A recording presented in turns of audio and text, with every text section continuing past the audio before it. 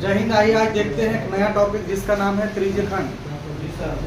सनी बाबा बंद करो। जिसका नाम क्या है? त्रिज्य खंड। इसको कहते हैं सेक्टर। क्या कहते हैं? सेक्टर। सबसे पहले हम लोग हेडिंग लगा लें सेक्टर, ठीक है। और इसे हम लोग पढ़ते हैं मेंसुरेशन के अंतर्गत, ठीक है, सेक्टर। और हिंदी में इसको क्या कहते हैं? त्रिज्य खंड। क्या कहते हैं? देखो बाबू, एक सर्कल है और त्रिज्या से मिलकर के बना हुआ एक खंड है, और यहाँ कोई कौन थीटा रहेगा? कोई कौन क्या रहेगा? थीटा। अच्छा, यहाँ से यहाँ तक की लंबाई, ए से लेकर बी तक की लंबाई, अगर मैं लिख दूं ए बी, क्या लिख दूं? A B. और इसको ऐसे कर दूं तो इसको हम लोग पढ़ेंगे चाप ए बी। क्या पढ़ेंगे? चाप ए बी। एक बार जोर से बोलिए, क्या पढ़ेंगे? चाप ए बी। इसी को इंग्लिश में कहा जाता है arc, A R C, arc A B. क्या पढ़ेंगे? क्लियर है? हाँ, खिड़की बंद करो जी। आर्क ए बी, खिड़की बंद करो। Arc A B. अच्छा, इसमें दो तरह का चीज है। जो चाप होता है, एक लघु भी होता है और एक दीर्घ भी होता है। तो यहाँ से यहाँ तक की जो लंबाई आपको देखने को मिल रहा है उसे हम क्या कहेंगे? लघु चाप कहेंगे। क्या कहेंगे? लघु चाप। लघु चाप ए बी। और ये जो लंबाई आपको देखने को मिल रहा है इसको दीर्घ चाप कहेंगे। क्या कहेंगे? दीर्घ चाप। क्या कहेंगे? दीर्घ चाप। ऐसे बोलता है ना। क्या कहेंगे? दीर्घ चाप। और एगो और क्या कहेंगे? छोटा वाला को लघु चाप। छोटका क्या कहलाएगा? लघु चाप। बड़का क्या कहलाएगा? दीर्घ चाप। समझ में आया? चाप, चाप है ना। चाप तो खाते नहीं बाराती राती में, ऐसा लगता है कभी कभी नहीं खाए हो, है ना। एगो वीडियो देखे थे, हाय देखा महावीरवा का लड़का बिना न्योता देले पहुंच जाता, पूरा चापा तो कितना जोर से हो, है ना। हाली हाली खाता, अब पता नहीं है कि न्योता पढ़ल कि ना पढ़ल लिख रहा है। देखे थे ना? हाँ, वो जो वाला भी है। तो लघु चाप और दीर्घ चाप तो समझ ही गए, है ना। मुख्य रूप से हम लोग पढ़ने वाले हैं कि ये जो खंड है, ये जो खंड है, ये जो टुकड़ा है, ये जो टुकड़ा है, अगर इसे निकाल कर बाहर रखा जाए तो इस टुकड़े को हम लोग क्या कहते हैं? मूल रूप से हम इसी टुकड़े के बारे में पढ़ रहे हैं। तुम क्लास नहीं आया क्या करने? तुम क्लास में किचन का जब पढ़ा रहे हो उसमें से नहीं बता रहे हो, रखो उसको बाद में सिखाना, घर बुला लो उसको। ये जो यहाँ से यहाँ तक की जो बात है उसको क्या कहलाएगा? ये जो जगह है वो क्या कहलाएगा? त्रिज्य खंड कहलाएगा। सनी याद है ना? त्रिज्य खंड कहलाएगा। यानी कि त्रिज्या से बने, इसको बोलेंगे त्रिज्या, रेडियस। त्रिज्या से बने खंड को हम लोग क्या कहते हैं? त्रिज्य खंड कहते हैं। क्या कहेंगे? त्रिज्य खंड। तो इसमें आपने देखा कि एक लघु चाप है, जब ऐसे पढ़ेंगे तो क्या कहलाएगा? लघु चाप कहलाएगा। बोलो। और जब इसी को उलट करके पढ़ेंगे तो क्या कहलाएगा? दीर्घ चाप कहलाएगा। समझ में आया बात? अब खंड की बात करते हैं। ये जो छोटा खंड आपको देखने को मिल रहा है थीटा में, जिसका कोण थीटा है, थीटा वाला क्षेत्र, थीटा वाला क्षेत्र कहलाएगा लघु त्रिज्य खंड। लघु त्रिज्य खंड। अंग्रेजी में इसको कहते हैं माइनर सेक्टर। क्या कहते हैं? Minor sector. Minor sector. समझ में आया?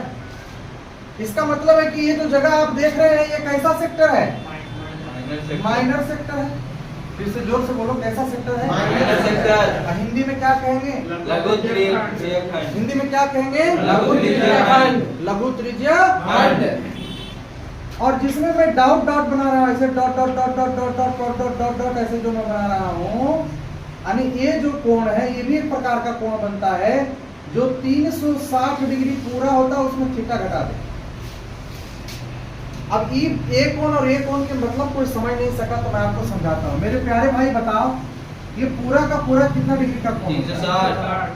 मैं आपको कह दूं कि ये 90 डिग्री है। कितना डिग्री है? 90। तो यहाँ से यहाँ तक का जगह तो 90 डिग्री का है।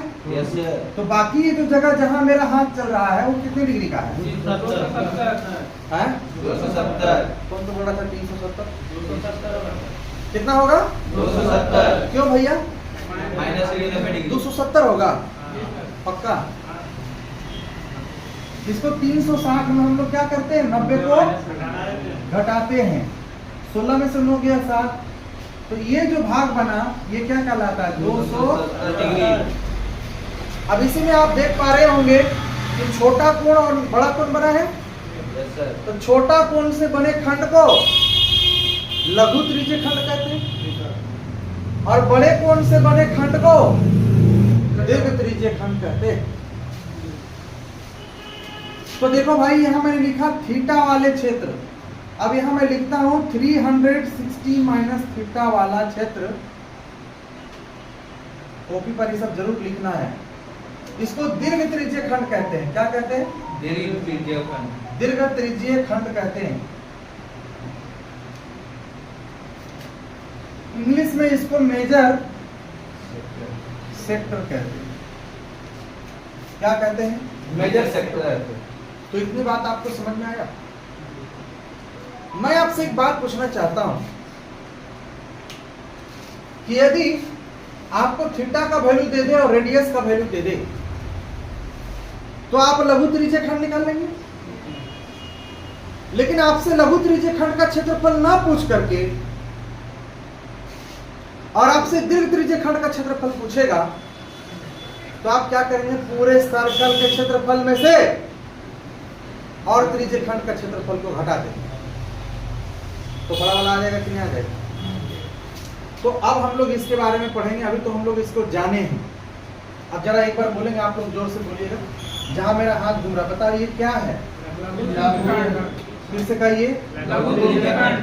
कोई लिपसिंग कर रहा है, क्या है ये, लघु त्रिज्यीय खंड। और ये वाला केवल क्या है, ये रेडियस। क्या है, रेडियस। रेडियस है। ये क्या है, ये दोनों का नाम क्या है, अब इधर समझ में आया बात। अच्छा इसको क्या बोलते हैं, इसको यहाँ से आता है लघु चाप। लघु चाप। इसको क्या बोलेंगे, इसको दीर्घ चाप।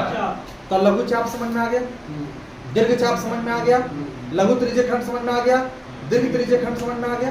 अब इसके फॉर्मूला पे चल रहे हैं हम लोग, इसको थोड़ा सा लिखो।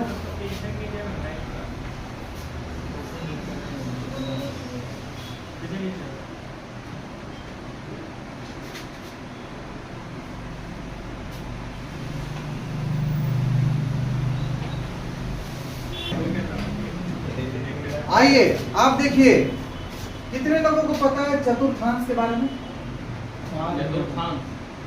चतुर्थांश इसको कहते हैं क्वाड्रेंट। क्या कहते हैं, क्वाड्रेंट। कितने लोगों को पता है क्वाड्रेंट,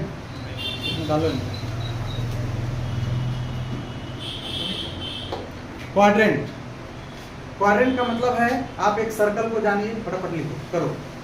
एक सर्कल है, सर्कल को आप 4 टुकड़ा में बांट दो। एक सर्कल को आप कितने टुकड़े में बांट दीजिए, एक सर्कल को आप 4 टुकड़ा में बांट दीजिए। बांट दिए 4 टुकड़ा में, कितने टुकड़ा में बांटे, 4। तो हर एक टुकड़ा कहलाएगा क्वाड्रेंट। ये भी है, ये क्वाड्रेंट 1 कहलाएगा, ये क्वाड्रेंट 2 कहलाएगा, क्वाड्रेंट 3 कहलाएगा, क्वाड्रेंट 4 कहलाएगा। और आपको पता है कि ये पूरा कोण 360 डिग्री है जोड़ करके। Yes sir. तो क्वाड्रेंट का एक कोण कितना डिग्री का 90 होगा, डिग्री। कितना डिग्री का होगा, 90। कितना डिग्री का होगा, 90। कितना डिग्री का होगा, 90। मतलब क्वाड्रेंट का, जैसे मैंने कहा क्वाड्रेंट, इसका मतलब कोणों की जो माप है वो कितना होगा, 90 डिग्री। कोणों की माप कितना होगा, 90 डिग्री। 90 डिग्री होगा। समझ में आया। अरे रोटी देखे हो, खाली देखे हो कि खाए भी हो, खाए हो तो 4 टुकड़ा करो उसको, हर एक टुकड़ा क्या कहलाएगा, क्वाड्रेंट कहलाएगा, चतुर्थांश कहलाएगा, क्वाड्रेंट कहलाएगा, चतुर्थांश कहलाएगा, क्वाड्रेंट कहलाएगा, चतुर्थांश कहलाएगा। समझ में आया बात। आप यहाँ नोट में लिख सकते हो कि जो क्वाड्रेंट है, जो क्वाड्रेंट है, क्वाड्रेंट चतुर्थांश, जो क्वाड्रेंट है, जो क्वाड्रेंट है, क्वाड्रेंट भी एक प्रकार का, क्वाड्रेंट भी एक प्रकार का क्वाड्रेंट भी एक प्रकार का सेक्टर है कि नहीं? क्योंकि ये भी तो जगह घेरता है। मान ले जाए मैंने ऐसे किया, ऐसे करके ऐसे बना दिया, क्या हो नकुल भाई? तो 90 डिग्री बना ना? तो थीटा का मान क्या हो गया? 90 डिग्री हो गया। आपको ऐसे देखने में लग रहा, थोड़ा सा ऐसे करके इसको हम ऐसे बना दिया और इसको ऐसे ले लिया, यहाँ 90 बन रहा है।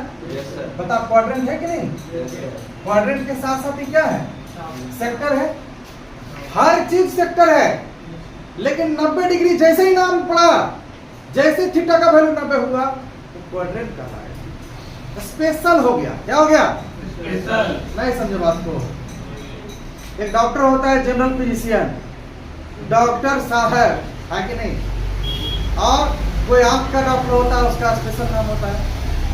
वो पैर का होता है, हड्डी का डॉक्टर, उसको हम लोग ऑर्थोलॉजिस्ट कहते हैं, डॉक्टर ऑर्थो कहते हैं, स्पेशलिस्ट है। तो जैसे भैया 90 डिग्री हुआ, स्पेशल हो गया, वो क्या कहलाएगा? क्वाड्रेंट कहलाएगा, चतुर्थांश कहलाएगा। बात समझ में आया? अब आइए यहाँ से थोड़ा सा आगे बढ़ते हैं। कोई फोटो नहीं खींचेगा, वीडियो देखेगा। अब ध्यान से देखो और समझो। अब हम लोग इसके फॉर्मूला में चलते हैं।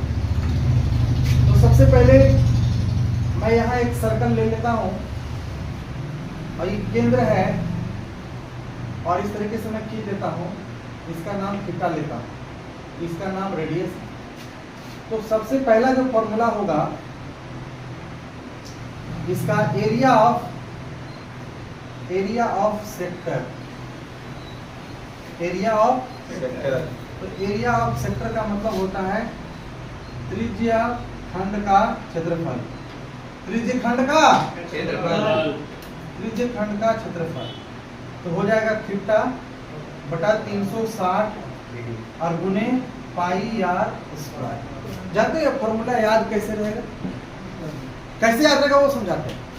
आपको पता है कि पूरा एरिया निकालने का फॉर्मूला क्या है? अरे पूरे वृत्त का एरिया निकालने का फॉर्मूला पाई आर स्क्वायर है। तो हम कहेंगे कि अगर आप कहेंगे कि हमको जो है सो सेक्टर दीजिए, तो सेक्टर किसका हिस्सा है? सर्कल का हिस्सा है। तो सर्कल में कितना दूर तक जगह चाहिए? तो जितना दूरी तक जगह चाहिए उसको कोण से डिनोट करेंगे। मान लिया जाए कि आप ऐसे गोलाकार जगह है, आप इतना जमीन लेना चाहते हैं, ऐसे करके जमीन लेना चाहते हैं, तो जमीन को कैसे माफ कर देगा आपको? तो जमीन को मापेगा इसी तरीके से, थीटा बटा क्या लिखेगा? 360 गुने पाई आर स्क्वायर। जैसे बी में आगे बढ़ते हैं। अब मान ले जाए कि इसका पूछा जाए क्या? परिधि। क्या पूछा जाए? परिधि। तो इसका परिधि क्या होगा? तो इसका जो परिधि होगा, ध्यान से सुनो, यहां से यहां तक थीटा बटा क्या लिखाएगा? 360। अरे बोलो ना। और लिखाएगा 2 पाई। मेरे भैया लिखाएगा 2 पाई आर। तो बताओ क्या ये परिधि हो गया? नहीं, ये खाली टुकड़ा का वैल्यू निकला, एक टुकड़ा का, समझा? चाप का वैल्यू निकला। जैसे इसमें एक रेडियस ही, एक रेडियस ही, ये दोनों रेडियस को यहाँ पर हम जोड़ देंगे तो ये फिगर क्या हो जाएगा? बंद हो जाएगा। अरे बोलो, फिगर क्या हुआ? बंद हो गया। अब ये जा करके क्या कहलाएगा? परिधि कहलाएगा।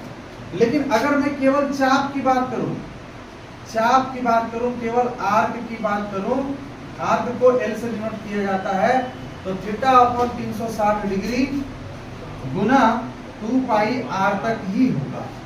बोलिए बात समझ में आया? अब कुछ एग्जाम्पल के माध्यम से इसको मैं समझाने का कोशिश करता हूँ।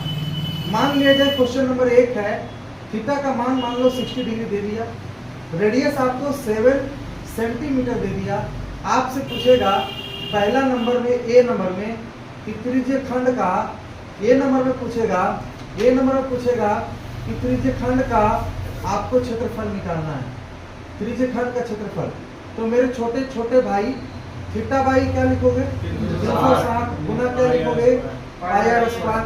थीटा का वैल्यू कितना है? 60। थीटा का वैल्यू कितना है? 60। नीचे क्या लिखोगे? 60। पाई का मान क्या लिखोगे? 60। और रेडियस क्या 7। लिखोगे? 7 से 7 क्या हुआ? 0 से 0 क्या हुआ?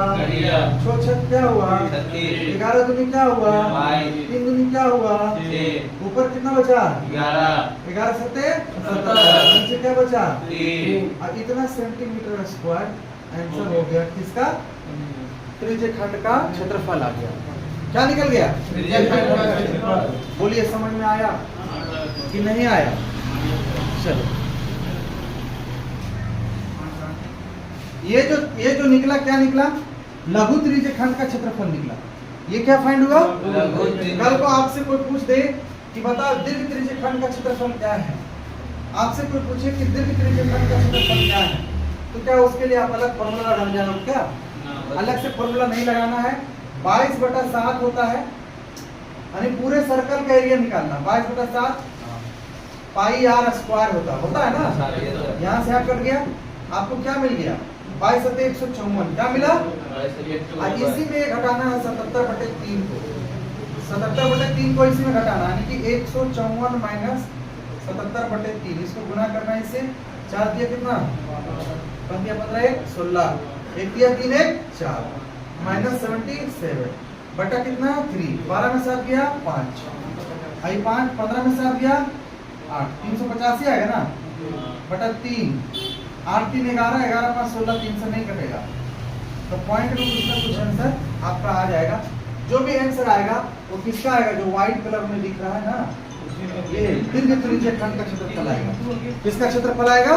दीर्घ त्रिज्य खंड का क्षेत्रफल आएगा। ठीक है, तो आज जो मैंने कॉन्सेप्ट आपको बताया है वो त्रिज्य खंड का क्षेत्रफल बताया है।